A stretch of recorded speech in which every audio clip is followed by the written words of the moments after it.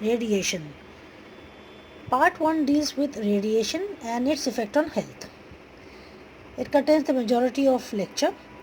Part 2 basically deals with an additional information, more detailed discussion on types of radiation and the units in which radiation is measured. Radiation to which human beings are exposed can be from two sources. One is natural radiations present in the environment, and second, man-made sources of radiation. The natural sources of radiation include cosmic rays. These originate in the outer space, and as they enter the Earth's atmosphere, they get progressively weakened. So the usual exposure to population is quite low.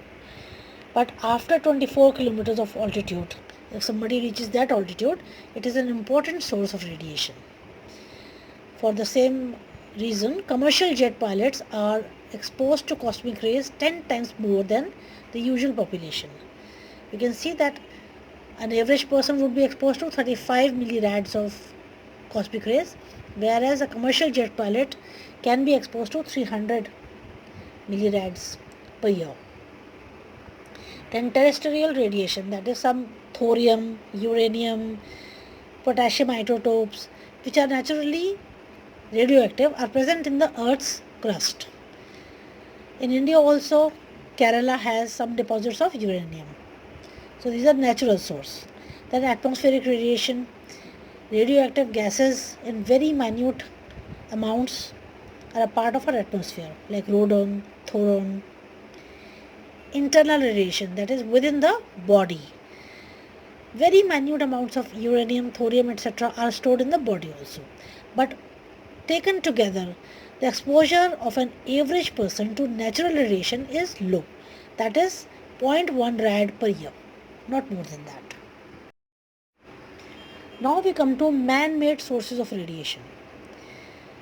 Majorly these are X-rays and radioactive fallout. X-rays are a major source of man-made radiation. X-rays can be medical X-rays or for dental purposes. So therefore two types of people are affected. Patients who get X-rayed and radiologists and X-ray technicians. A single X-ray exposes 2.02 to 3 rads of radiation. Radioactive fallout, nuclear explosion or nuclear accident. So these release tremendous amount of energy. In addition to that, number of radioactive substances are released in the air. These have very long half-lives, and they float down to Earth many years later. They keep floating down to Earth, and in time they get fairly evenly distributed throughout the globe and affects the whole human race.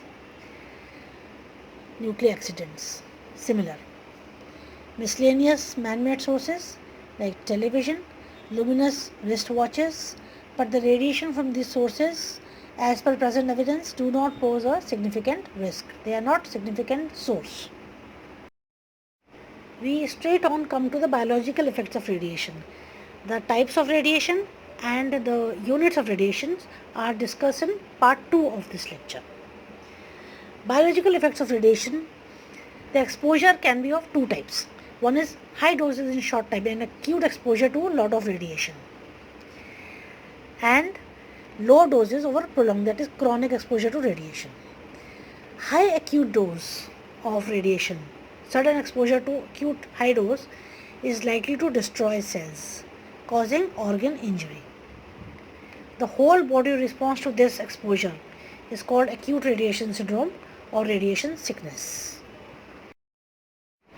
The biological effects of radiation on body can be somatic and genetic. Somatic effect on body can be immediate symptoms and delayed symptoms. Immediate symptoms constitute the radiation sickness and acute radiation syndrome, while delayed effects on body can be leukemia, that is blood cancer, other carcinogenesis, abnormal development of the fetus if a pregnant lady was exposed, and as such shortening of life. Genetic effects. It causes mutations in the chromosomes, and the chromosomal mutations are associated with sterility, so may not be transmitted to the next generation. But point mutations, they affect the genes and can be passed on to future generations. So damage can be passed on to future generation as well.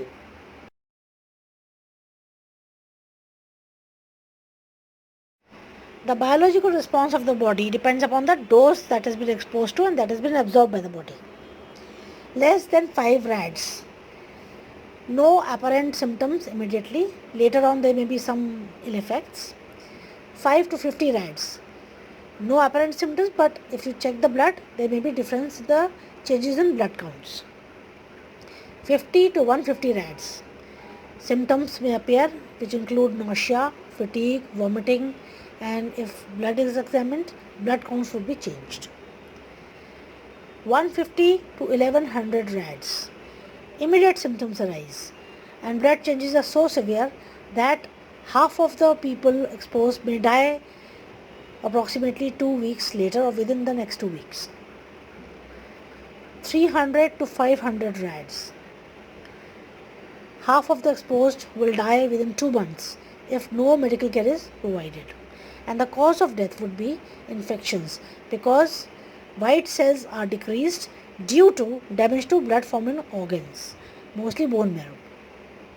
Near the lower end of the dose range, that is around 300 rads, if somehow the infection is prevented by isolating the patient, giving antibiotics, transfusions, it allows the time for the bone marrow to recover and generates new blood cells, and full recovery is still possible.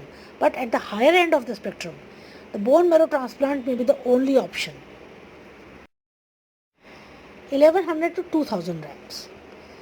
Almost 100%. With so much of radiation, it is almost 100% likely that the exposed person will die within the next 1 to 2 weeks.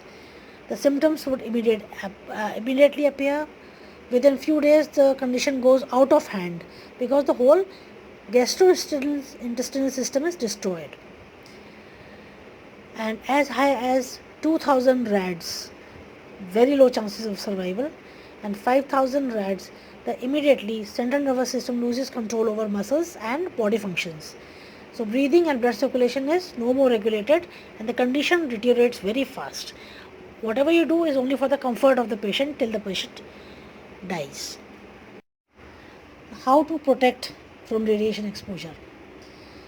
It has been observed that radiation from outer space and the background radiation, natural sources, they do not pose a hazard because it is estimated to be only 0.1 rads a year. Among man-made sources of radiation, X-ray pose the greatest hazard because of its so widespread. Routine fluoroscopy, the exposed body parts receives a dose of as high as 4 rad per minute of its use. So, if it is possible to avoid X-rays, especially in children and pregnant women.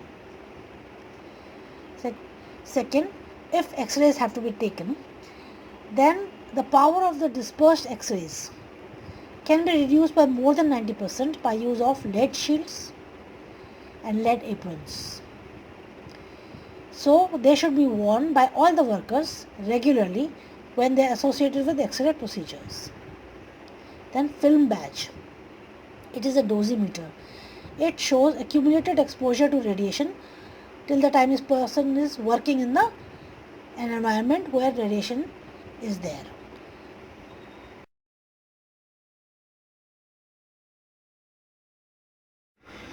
In addition to taking measures to minimize exposure, those who are exposed to radiation should undergo periodic medical examinations to detect any damage early.